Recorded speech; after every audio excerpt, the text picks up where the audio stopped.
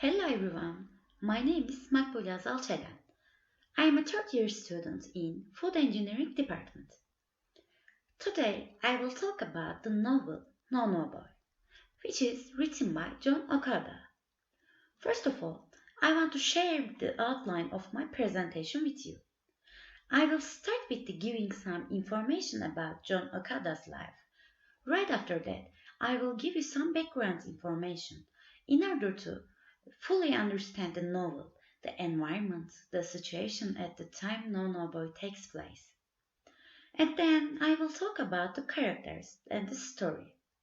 Before finishing, I will share my personal opinions. Let's start with the John Okada.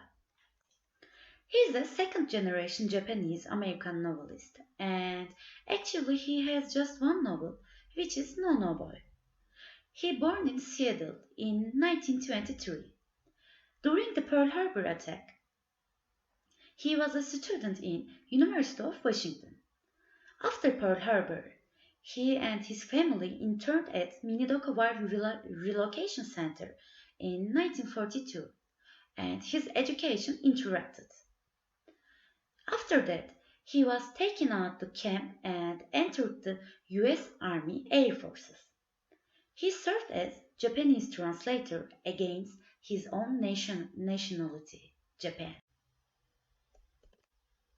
When No-No Boy published for the first time in 1957, it's got never good reviews. Critics say that that's not literature because of the bad English. In the late 1970s, a group of Asian Americans discovered this book and they wanted to publish it again. After second publishment, it has become a staple of college assigned readings. Before I move on more with the No-No Boy, I want to give some background info. In late 1800s, people from Japan began migrating to US in significant numbers because of the political, cultural, and social reasons. Most of them settled in either Hawaii or along the west coast. On 1941, Japanese launched a surprise attack on Pearl Harbor. The following day, the United States declared war on Japan. Many Americans rushed to join the military. After Pearl Harbor, all citizens of Japanese ancestry had been classified for C, enemy alliance, and denied entry into the armed forces. In 1942, the government began removing Japanese and Japanese American families from their homes and sending them to live in remote internment camps. As the war continued, the need for more soldiers increased, and the people in the camp were called into the army. US gave a form to test people's loyalty that called the army. It was include 28 questions. Here are the 27th and 28th questions. 28. Are you willing to serve in the armed forces of the United States on combat duty wherever ordered?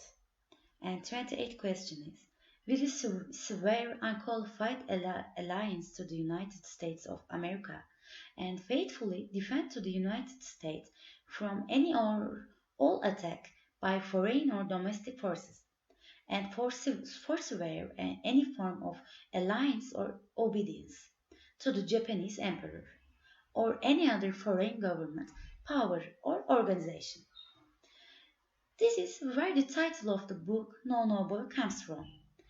The man who answered no and no to these questions, named as No-No Boys, were imprisoned and only released upon the conclusion of World War II. The main character of this book, Ichiro Yamada, is one of the men who says no, no. As you learn the background and source of the title, let's start with the characters.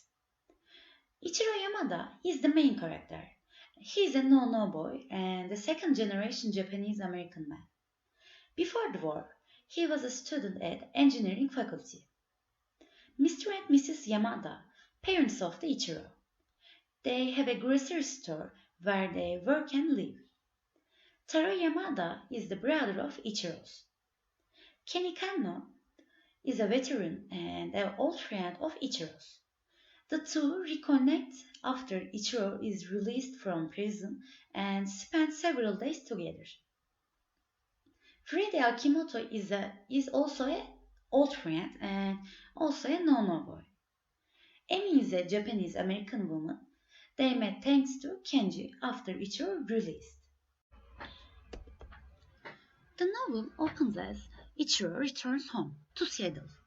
World War II has just ended, and Ichiro is free for the first time in 4 years. He has spent 2 years in an internment camp and the next two in prison. He feels very complex and he doesn't know what he will gonna do. Ichiro moves in with his parents, Mr. and Mrs. Yamada, and Taro also lives with them. When he comes back, her mother is really proud of him because she doesn't want him to fight against Japan at all. She thought he refused the task because of she, but actually the reason that he refused is himself. He says, I didn't go because I was weak and could not to do what I should have done. After his coming back, he faces discrimination from others in the Japanese community who did fight for the United States, as well as general anti-Japanese discrimination from people of other races. He tries to figure out what he will gonna do, and because of this, he went to his old friend Freddy. He's also a no-no boy and released 1 month ago, but he couldn't find the answer from him. He went his college, but he also doesn't want to continue his education because he's ashamed. Then he encountered with Kenji, which is an old friend. He joined the war and he lost one of his leg.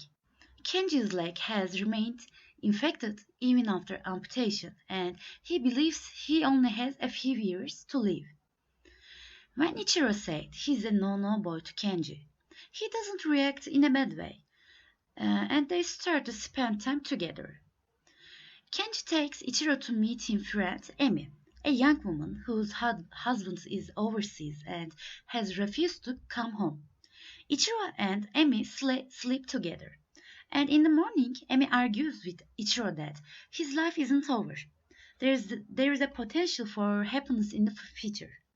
Couple days later, Kenji has go to Portland for another surgery on his leg, and he invites Ichiro to go with him. In Portland, Ichiro drops Kenji off at the hospital and applies for jobs as he waits for his friend to complete surgery. He meets with an engineer, a white man named Mr. Carrick, who feels that the United States was wrong in interning its Japanese citizens, and who offers Ichiro a job.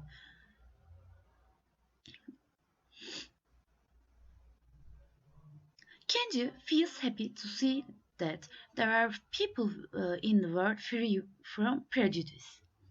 Ichiro visits Kenji in the hospital. His friend is clearly sick and expects to die. He tells Ichiro to go home and mend his relationship with his family instead of staying in Portland. Ichiro leaves and returns to Seattle in Kenji's car. He drops the car with Mr. Kano, Kenji's father, who tells him that Kenji died after that afternoon. Mrs. Yamada believes that Japan won World War II despite all evidence to contrary, and insists that the US apparent victory was simply propaganda.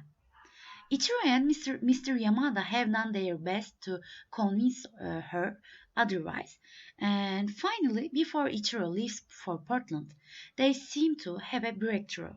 Unfortunately, however,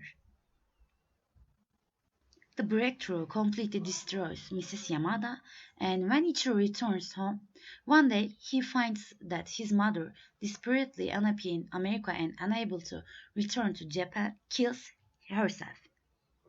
The next week, after his mother's funeral,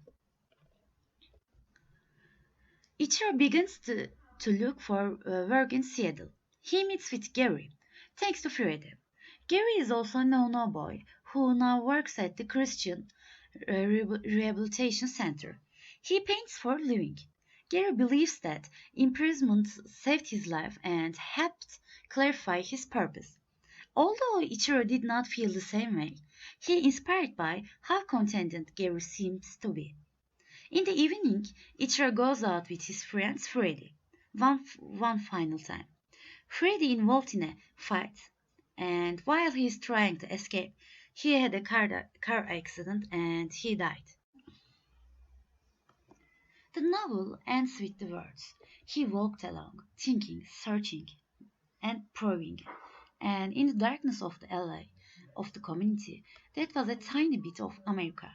He chased that faint and elusive innovation of promise as it continued to take shape in mind and in heart." Now, I would like to share my opinions. In this novel, socio-cultural differences, conflict between Japanese identity versus American identity, difference between generations, and after effects of the war very well reflected. I can say that I understood very well the life of a Japanese living in America after the war. Only negative thought about this novel. Despite the story was fluent, because of the language, it was hard to read. But in general, I'm glad I read this book. Thank you for all your listening. Here is my references. And if you have any questions, I would like to answer them. Have a good day.